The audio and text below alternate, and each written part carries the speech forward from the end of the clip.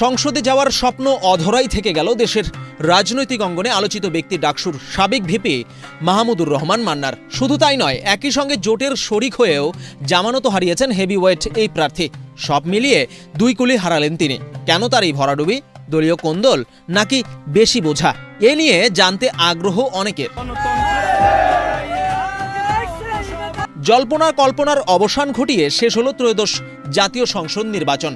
এবারের নির্বাচনে নিরঙ্কুশ বিজয়ের পর সরকারে যাচ্ছে বিএনপি, কিন্তু দলটি ও তার শরিক অনেক নেতাই সংসদে যেতে পারছেন না। ওয়ালটন বিএলডিসি ফ্যান খরচ বাঁচে 65% পর্যন্ত। ওয়ালটন বিএলডিসি ফ্যান ছড়ায় স্বস্তির সবুজ হাওয়া। অর্থাৎ তারা বাইরে ছিলেন, বাইরেই থেকে যাচ্ছেন। বিএনপি জোটের পরাজিত প্রার্থীদের মধ্যে অন্যতম মাহমুদুর রহমান মান্না। তার আসন বগুড়া 2-এ বিজয়ী হয়েছেন বিএনপির ধানের শীষের প্রার্থী মীর শাহে আলম। মাহমুদুর রহমান মান্না কেটলি প্রতীকে 3426 ভোট পাওয়ায় জামানতও হারাচ্ছেন তিনি। কিভাবে আমাদের অভাব দূর হয়? জোট গঠনের সময় বিএনপির সঙ্গেই ছিলেন মান্না। প্রথম মনোনয়ন পাওয়ার পর ঋণের কারণে তাকে নিয়ে জটিলতার সৃষ্টি হয়। শেষ মুহূর্তে উচ্চ আদালতের আদেশে নির্বাচন করার সুযোগ পান তিনি। এর মধ্যে বিএনপি তার আসনে অন্যজনকে মনোনয়ন দেয়। নির্বাচনের ঠিক আগ মুহূর্তে ঢাকার একটি আসন থেকে সরে দাঁড়ান মান্না। বগুড়া 2 আসনটি ধরে রাখতে দ্রুত সময়ের মধ্যে বিএনপি জোটের হিসেবে না গিয়ে নিজেদের অর্থাৎ ধানের শীষ প্রতীকে মনোনয়ন দেয় মীর শাহে আলমকে।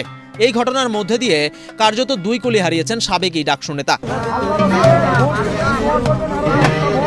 জেলা রিটার্নিং কর্মকর্তার কার্যালয় থেকে প্রাপ্ত ফলাফল বিশ্লেষণে দেখা গেছে, এই আসনে মোট বৈধ ভোট পড়েছে 2,43,802টি।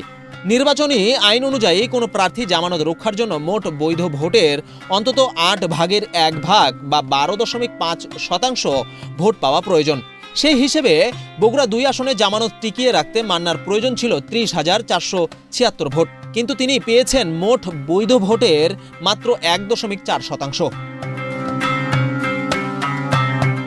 ঢাকা 18 আসনে নির্বাচন করার ঘোষণা দিয়েছিলেন মাহমুদুর রহমান মান্না, কিন্তু শেষ পর্যন্ত তিনি সরে দাঁড়ান। নির্বাচনের আগে রাজনৈতিক মহলে ব্যাপক আলোচনা ছিল বগুড়া 2 আসনটি মাহমুদুর রহমান মান্নাকে ছেড়ে দিতে পারে বিএনপি, কিন্তু বিএনপি তাদের প্রার্থীকে মনোনয়ন দেয়। এর মধ্যে দিয়ে সংসদে যাওয়ার স্বপ্ন পূরণ হলো না মান্নার।